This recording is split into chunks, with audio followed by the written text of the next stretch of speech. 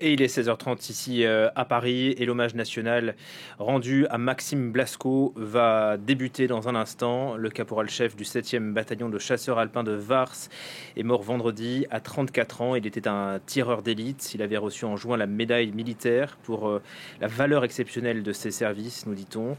Il a été tué au Mali, dans la région de Gossi, à proximité de la frontière entre le Mali et le Burkina Faso. Et il faisait partie du commando déployé au sol. Avant l'arrivée d'Emmanuel Macron, peut-être Victor Ferreira, vous avez été souvent sur des terrains de guerre. Quel est le rapport d'un soldat à la mort? Bien sûr, on s'y prépare. Maxime Blasco le disait dans un autre reportage, puisqu'il a été victime du crash de son hélicoptère en 2019. Voilà, il pensait vivre là ces derniers moments. Un soldat, il se prépare en permanence au combat.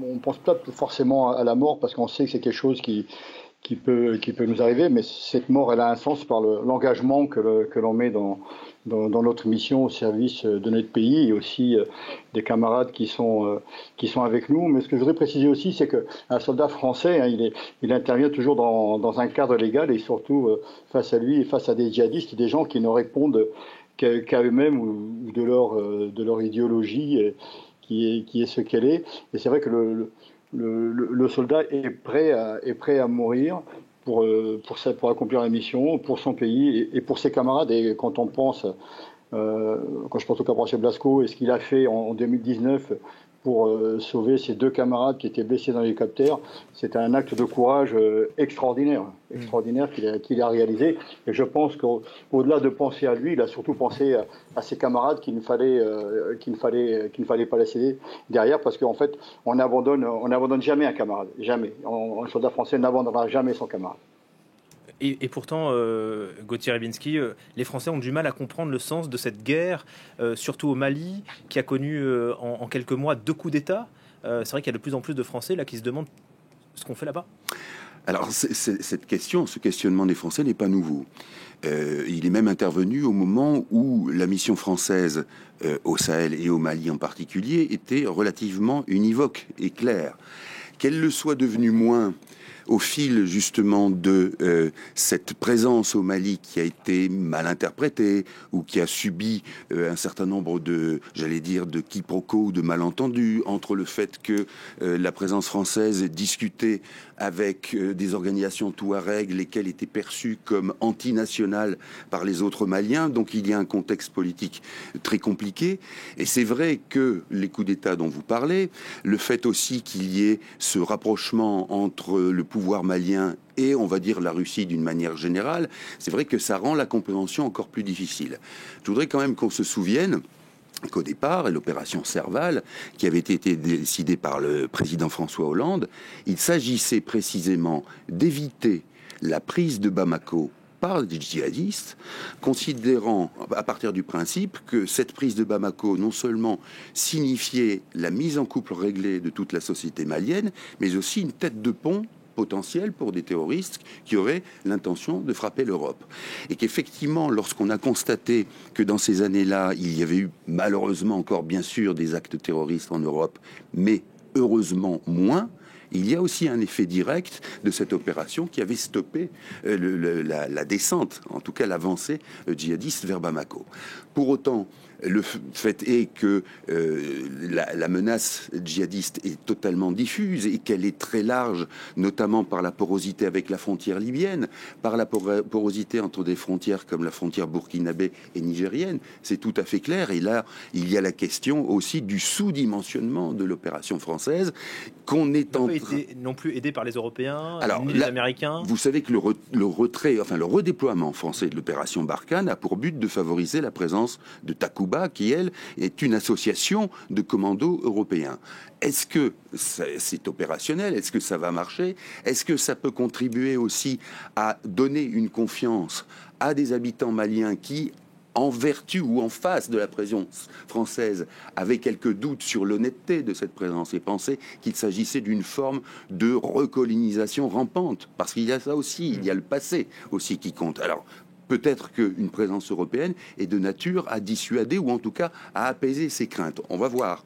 Mais en tout état de cause, c'est vrai que la France a pensé que sa seule présence suffirait à pacifier un certain nombre de régions et notamment à recréer aussi des structures fondamentale d'un État malien, et que cela, pour le coup, c'est un échec. Mais c'est un échec non pas par manque d'ambition, mais sans doute aussi par manque de moyens qu'on se donne. C'est-à-dire que là aussi, la question se pose de savoir si la France a la capacité d'occuper un terrain aussi large pour essayer de remédier à un certain nombre de carences, qu'elles soient étatiques, civiles, politiques, alors qu'elle n'a que ce qu'elle peut donner, c'est-à-dire la qualité professionnelle est là, mais le nombre de soldats est forcément limité. Victor Ferreira, quel est votre sentiment sur cette évolution depuis 2013 et puis maintenant l'arrêt de l'opération Barkhane dans sa forme actuelle, a dit le président de la République en 2021, et puis ces relations distendues, voire très compliquées entre Paris et Bamako?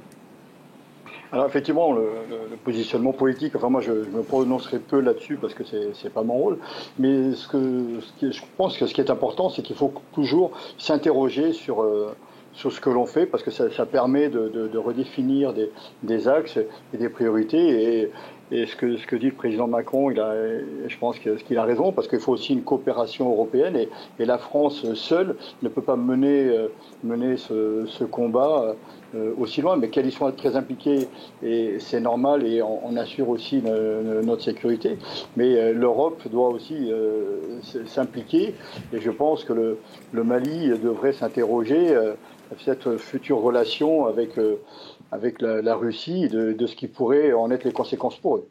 Ça en serait terminé si cet accord est bel et bien conclu entre les Wagner et Bamako. Là, la France n'aurait plus rien à faire au Mali. En tout cas, c'est ce que dit Florence Parly. Oui, en fait, la France a la raison de se poser la question, de savoir ce que le Mali, quel est l'engagement que le Mali prend vis-à-vis de la Russie et de son futur partenaire, et quel serait le positionnement des soldats français et de la force Takuba avec ces mercenaires, ne mâchons pas nos mots, à côté. Vous voyez, je veux dire, ça crée des déséquilibres, ne serait-ce que de cadre légal, donc quelles sont les règles d'engagement de ces gens-là, quelles sont leurs priorités, quelles sont leurs volontés. Voilà, enfin, en tout cas, je pense que la mission de la France, elle a toujours été assez claire, et il y a des accords, des résolutions de l'ONU qui nous accompagnent, et donc moi je crois que notre action là-bas est très claire. Comme j'ai pu le dire tout à l'heure, il y a des soldats français qui mènent une action là-bas pour que nous, on puisse être en paix en France, et que voilà, donc il faut s'interroger en permanence, et c'est ce qui nous permet de faire évoluer notre positif et notre façon de penser. Rester toujours dans les mêmes axes et dans les mêmes situations, je pense que ce ne serait pas bon. Donc chaque point de difficulté est une possibilité et doit nous faire réfléchir à l'évolution de notre dispositif. L'arrivée d'Emmanuel Macron à l'instant dans la cour des Invalides. Le président de la République ne devrait pas prendre la parole lors de cette cérémonie qui va donc commencer. Il y aura bien sûr une Marseillaise chantée, et voilà donc l'hommage national qui débute à l'hôtel des Invalides. Présentez.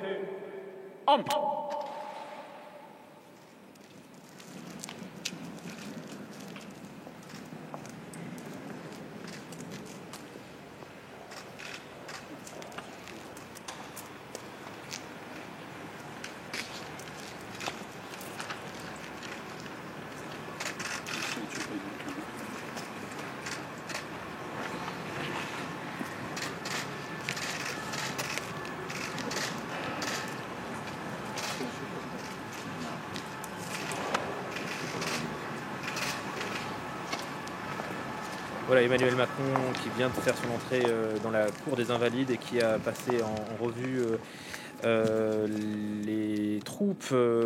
Il sera accueilli par le Premier ministre, la ministre des Armées, les autorités militaires. Il est également prévu qu'Emmanuel Macron rencontre la compagne de Maxime Blasco ainsi que son fils Ethan de 8 ans. Et donc voilà Emmanuel Macron qui s'avance dans le cœur de cette cour des Invalides qu'il connaît malheureusement trop bien.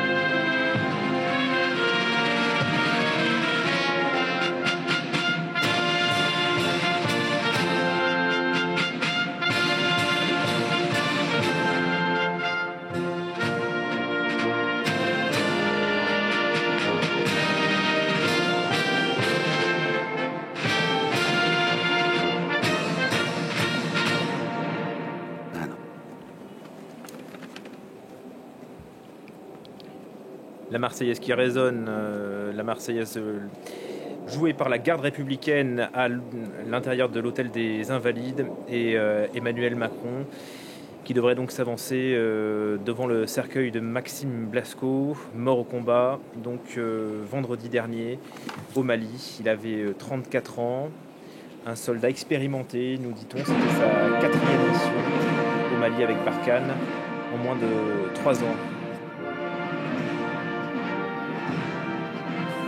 Et la revue des troupes donc, qui commence par Emmanuel Macron, le président qui avait estimé que le Sahel était devenu l'épicentre du terrorisme international et qui avait décidé donc l'arrêt de l'opération Barkhane dans sa forme actuelle. Il va donc rendre hommage au 52e soldat français tombé au combat, Maxime Blasco.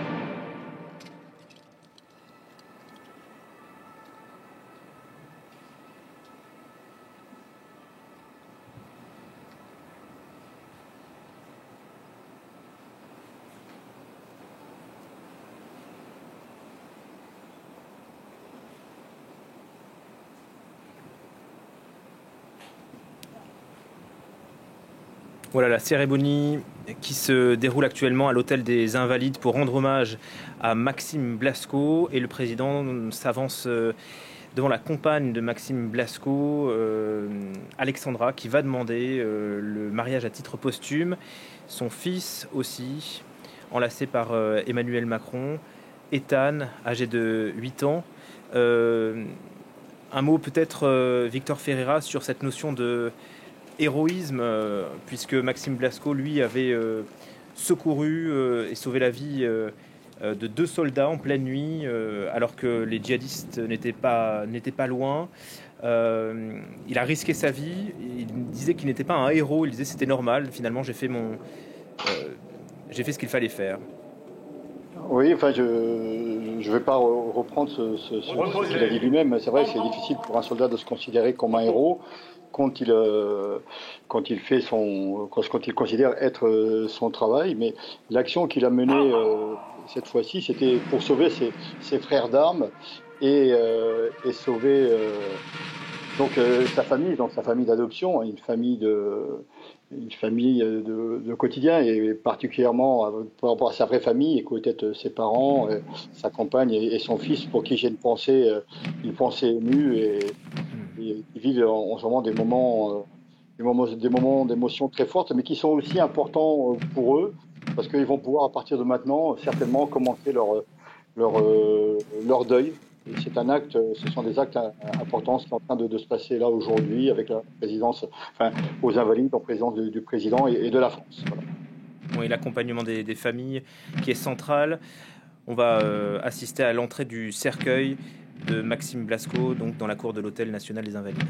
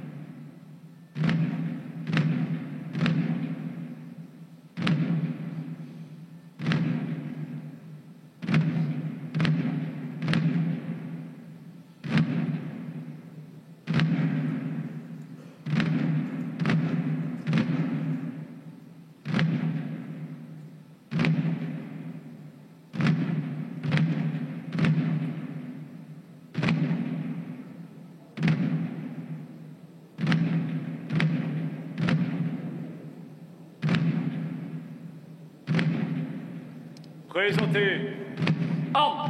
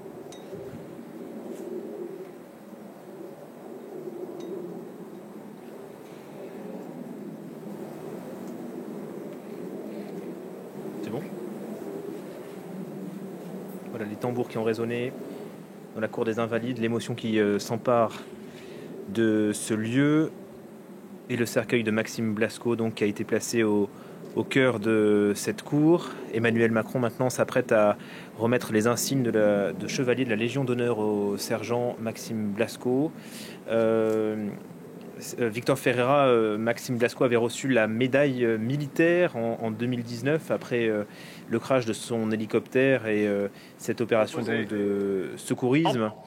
C'est une haute distinction dans l'armée. En 2019, il a touché au mois de juin dernier pour l'action qui s'est passée en 2019. Oui. En fait, la médaille militaire est une très haute commémoration pour les soldats, mais les insignes de chevalier de la Légion d'honneur sont la reconnaissance complète de la nation pour l'action qu'a menée le sergent Blasco. Hein. Et oui, puisque maintenant il est au grade de sergent. Hein. Oui, tout à fait. Il a été nommé au grade de sergent à titre posthume et c'est tout à fait normal.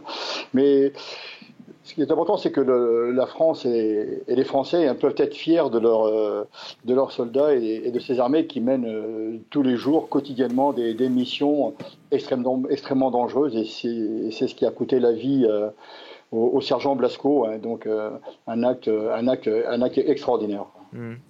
Et voilà, on va suivre maintenant la remise donc de ces insignes de chevalier de la Légion d'honneur au désormais sergent Maxime Blasco.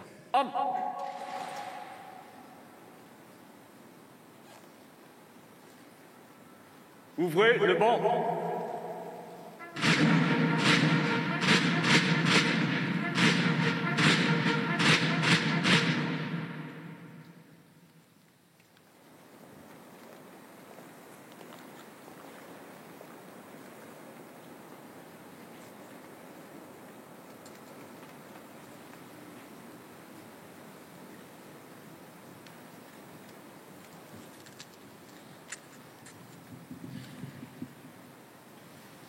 Sergent Maxime Blasco, au nom de la République française, nous vous faisons officier de la Légion d'honneur.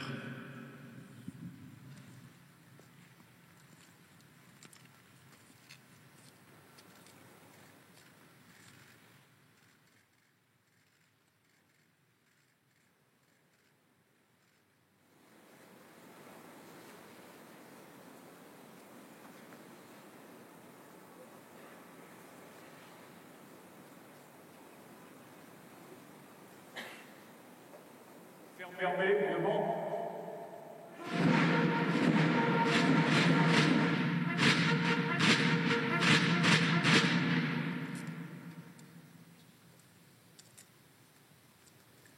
Reposez.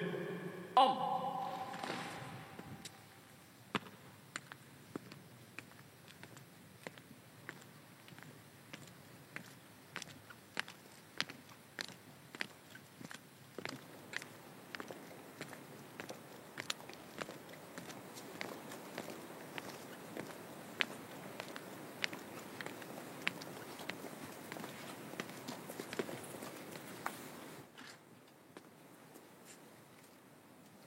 Repos.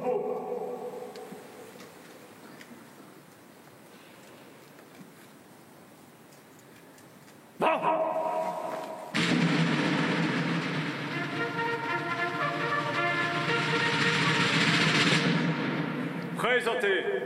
Armes. Aux morts.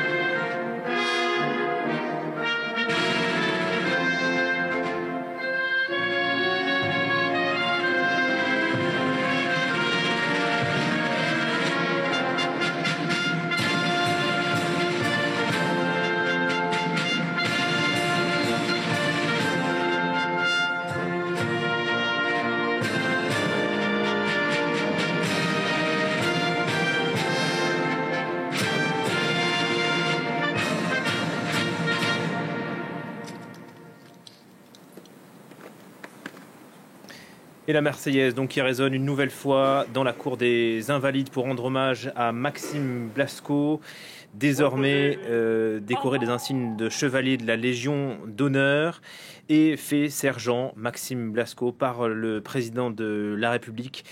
Maxime Blasco, donc mort au combat vendredi dernier au Mali. Il a été pris à partie par d'autres éléments du groupe armé terroriste.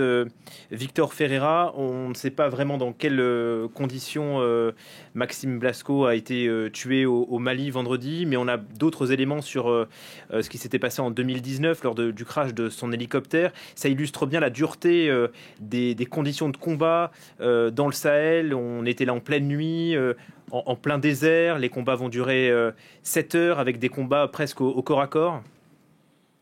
Oui, effectivement, c'est un engagement de haute intensité, pour reprendre des termes du chef d'état-major des armées, le général Burkhardt. Enfin, je veux dire, chaque engagement est un engagement très fort, extrêmement violent. Et ce que je tiens à dire, c'est que les soldats sont extrêmement bien préparés et organisés à mener ce type d'opération et de mission. Et ce qui vaut au groupe armé terroriste d'essayer d'éviter autant possible les affrontements directs avec les soldats français, parce qu'ils savent qu'à chaque fois, ils vont subir énormément de pertes.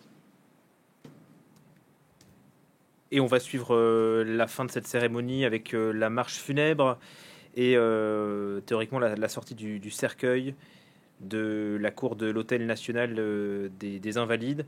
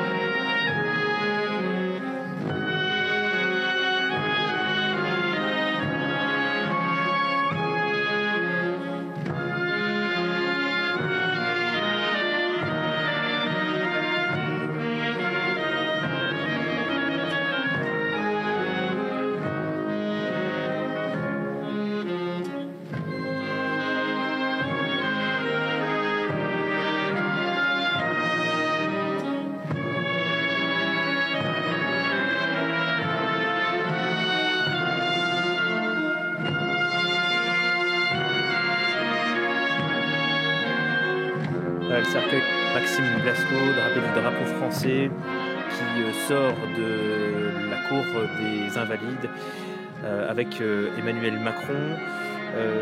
C'est la France qui perd donc son 52e soldat depuis son engagement au Sahel en 2013. Il n'y a pas eu 50 cérémonies ni hommages nationaux, Gauthier, mais il y en a bien eu une dizaine depuis 2013. Il n'y a pas le risque que les Français là commencent à s'y habituer? C'est le risque, effectivement, c'est le risque précisément qu'on signalait en début de cette émission, c'est que l'on finisse par considérer comme normal, comme fatal, qu'il y ait ces morts-là. Et effectivement, autant cette catharsis est importante, et notamment pour les proches, celui ou celle qui sont morts, que ça soit sa compagne, ses parents, son fils de 8 ans. Ça c'est capital, mais pour le reste, on est dans une situation compliquée dans la mesure où vous avez quantité de Français qui ne perçoivent plus la justesse de ces opérations et de la présence française au Sahel.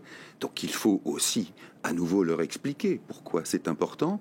Et le risque justement de banalisation est là précisément dans la mesure où finalement un certain nombre de Français pourraient considérer, vous vous souvenez comme Donald Trump, que toutes ces guerres lointaines entre tribus, je cite, je reprends pas à mon compte ces mots, sont inutiles et qu'il faut les terminer. Et là il y a un vrai problème de division de la société française à ce sujet, et il ne faut surtout pas finalement que ce type de cérémonie vienne entériner cette division et d'une certaine manière la fossiliser.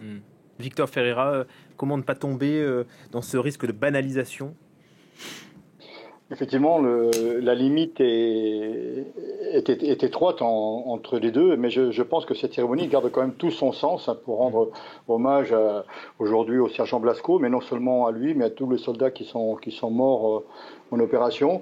Mais effectivement, il faut faire extrêmement attention avec ces cérémonies. Mais moi, je considère qu'elles gardent malgré tout leur sens, et ça permet aussi au moment où on doit prendre des décisions, et de faire comprendre aux Français qu'il y a quand même des gens sur le terrain, qui, comme je le disais tout à l'heure, qui mènent des actions extrêmement dangereuses, qui peuvent parfois mener à leur mort, comme c'est le cas aujourd'hui.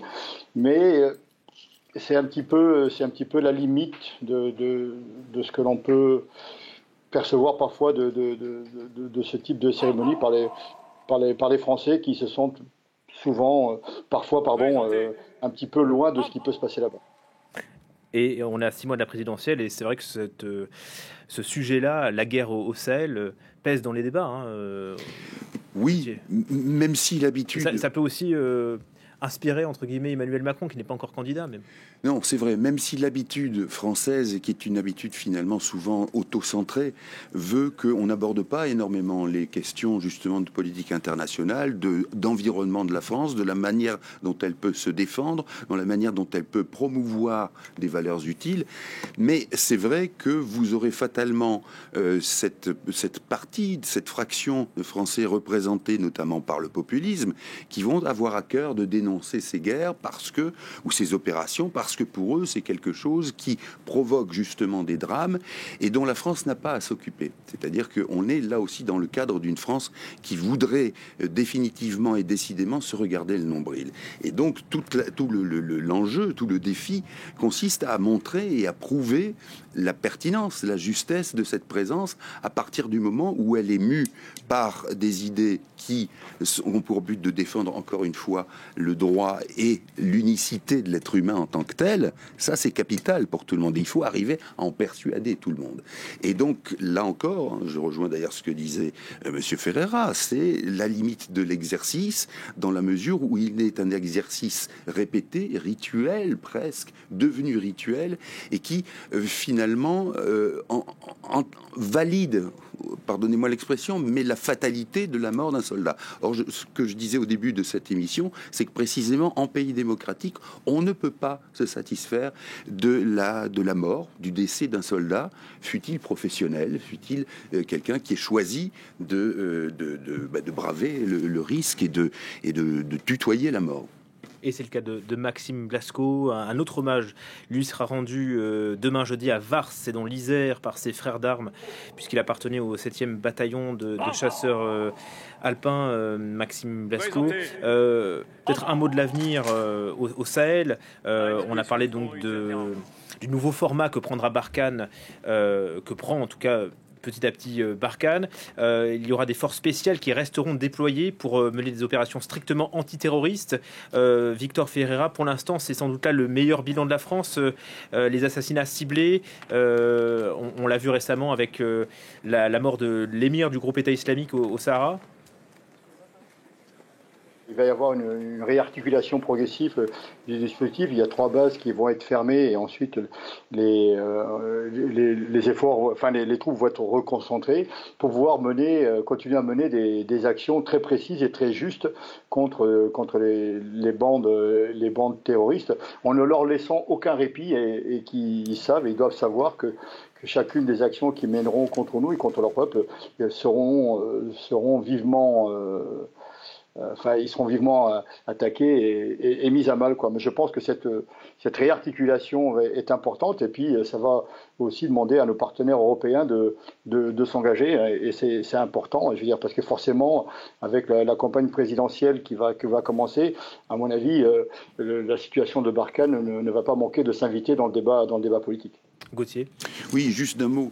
Dire que par exemple, on sait maintenant par des enquêtes d'opinion très précises au Mali, par exemple, que si vous voulez, beaucoup d'habitants du Nord et qui ont vu non seulement l'action de l'armée française, mais aussi des actions de reconstruction d'écoles, d'infrastructures publiques, sont beaucoup moins opposés à cette présence française que la population, par exemple, du sud du Mali, qui n'a pas vu, et pour cause, elle était moins en danger du terrorisme, et que donc le danger, si vous voulez, de ce redéploiement de Barkhane et de ce remplacement progressif par la force Takuba de commandos antiterroristes, et qui sont parfaitement utiles, mais le danger de cela, c'est de communiquer aux Maliens le sentiment à nouveau que la présence étrangère, qu'elle soit européenne ou française, a pour but non seulement de combattre, mais au fond de servir les intérêts des Européens.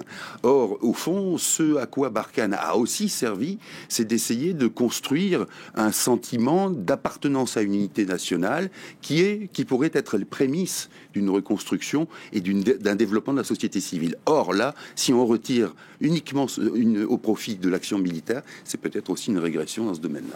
Ce sera le mot de la fin. Merci beaucoup Gauthier Rybinski d'avoir commenté cet hommage national à Maxime Blasco. Merci également à Victor Ferreira, ancien adjudant-chef de la Légion étrangère. Vous avez écrit 2 livres parus chez Mareuil, Le Démineur et Légionnaire. Et puis un rendez-vous sur France 24 à 21h, heure de Paris. Nous rediffusons le document signé Dorothée Olyric, Nuit d'enfer, dans lequel Maxime Blasco vient au secours de 2 de ses soldats en pleine nuit sous la menace djihadiste. C'est avec Raphaël Kahn et ses invités à 21h. Quant à nous, on se retrouve dans un